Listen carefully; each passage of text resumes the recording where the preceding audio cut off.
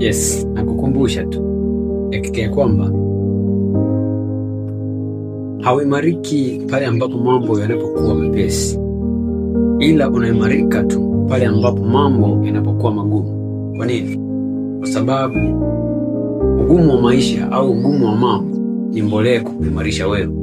Kwa hiyo usiogope pale ambapo unapokutana na mambo yanapokuwa magumu juu yako. Tambua hili unaandaliwa wewe kuweza kuwa imara.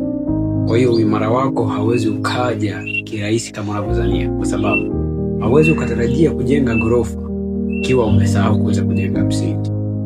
Kwa hiyo ni muhimu sana kuweza kuelewa hili.